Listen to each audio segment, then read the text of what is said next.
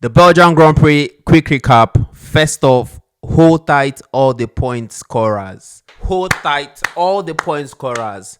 From 10 up, let's go. With 1 point, hold tight my man Pierre Gasly. What Gasly did today, having a Red Bull behind him for more than 15 laps of that race with DRS, but was able to keep Yuki Tsunoda behind him. Hold tight Pierre Gasly. Coming in number 9, hold tight man like Gabriel Bortoleto.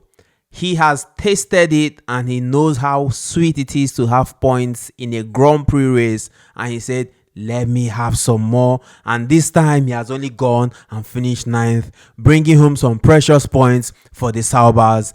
Big up yourselves at Sauber. Big up Jonathan Whitley and all the team for everything they are doing, coming through the rookie that is Gabriel Bortoleto. On to the next one. I think I've said it once, I've said it again. I think Gabriel Bortoleto is underrated. He is probably the best rookie this year, in my opinion. Until maybe he has a good car and we can see him performing under pressure. But I personally think he is the best of the rookies this season.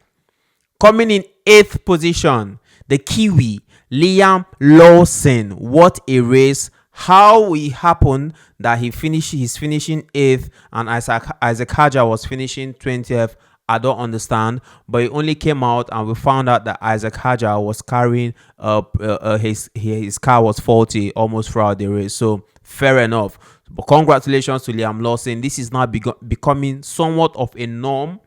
So yeah, big up yourself, Liam Lawson. How long can you keep on going? Coming in 7th, starting from the pit lane and making his way up to 7th, man like Lewis Hamilton. Dare I say, driver of the day. What a race. Started from the pit lane and finished 7th. First one to pit, called the shot, said, look, it's time for me to go onto the slicks. Was the first one to dive into the pits, changed onto the medium tires, came out and was 7th, unable to get to 6th position, tried everything possible, but that Williams was able to keep him behind. So congratulations to Lewis Hamilton. I think he had a fantastic race. This is what we wanted to see, to show that he still has that fight. He still has that in him, you know, that dog. You want to see that dog?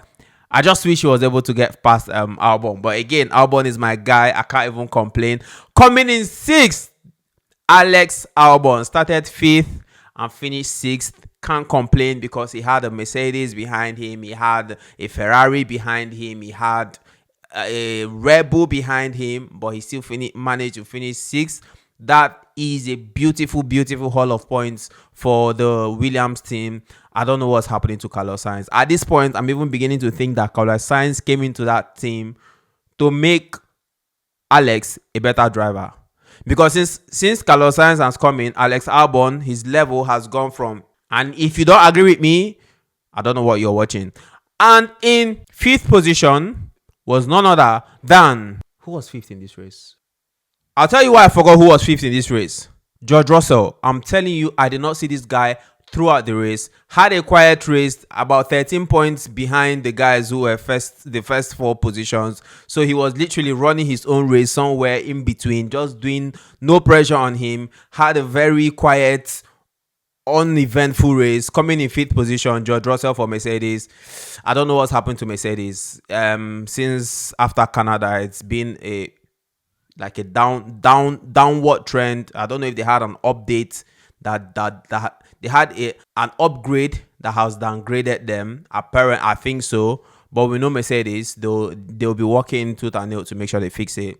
But yeah, finishing 5th, George Russell, and in 4th position, the world champion Max Verstappen did everything he could to get past Charles Leclerc, to get onto that podium. But Charles said, nah.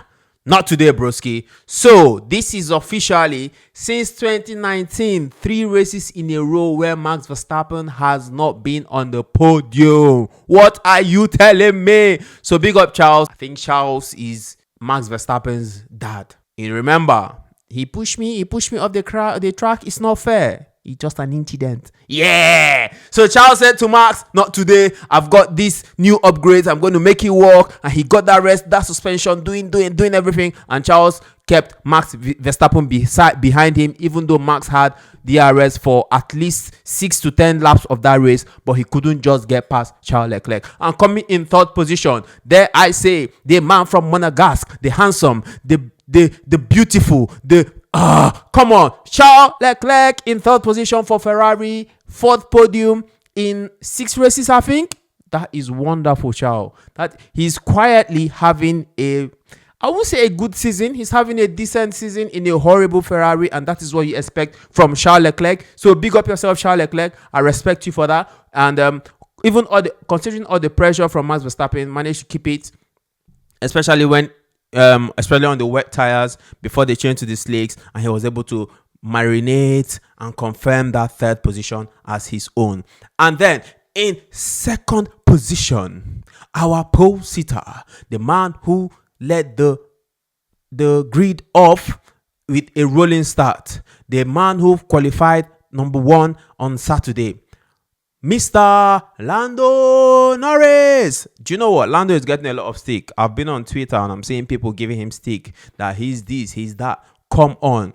On that straight from Eau Rouge running down to Lacombe, there is no way, because of the slipstream, even though there wasn't DRS, the slipstream is so powerful that it gives the car behind you at least 7 to 10 kilometers per second speed.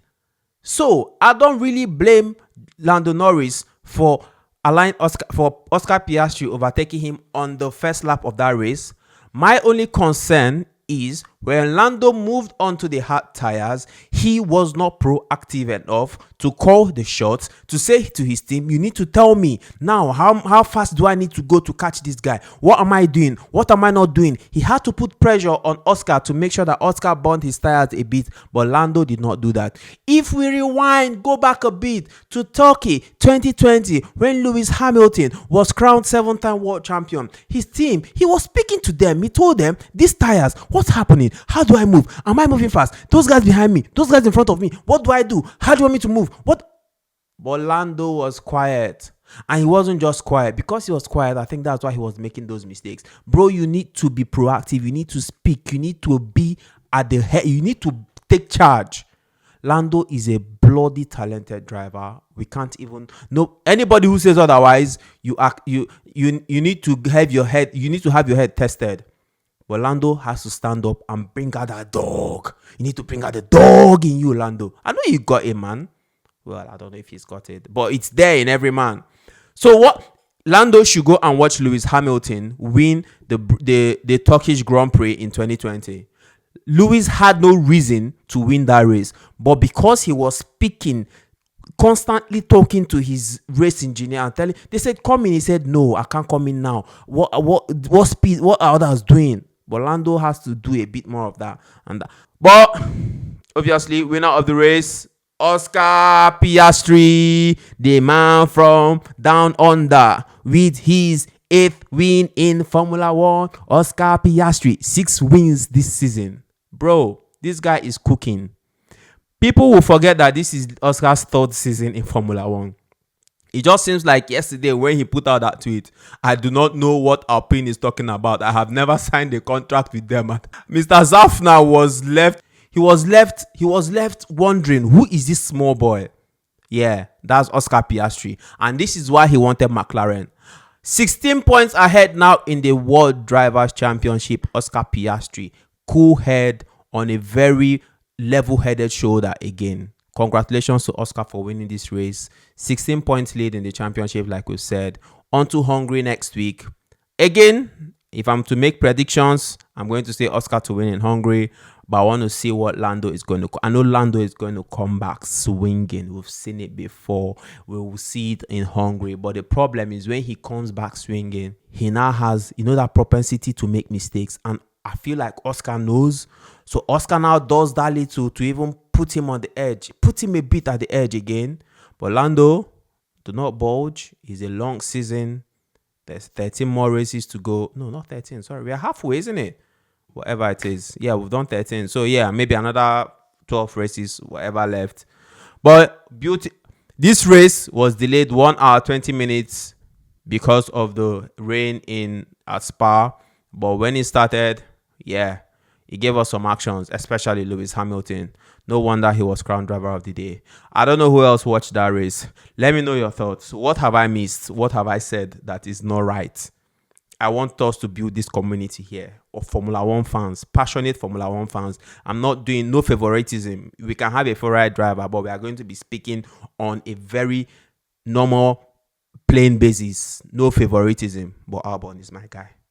Lewis is my guy. Do you understand? Let's go.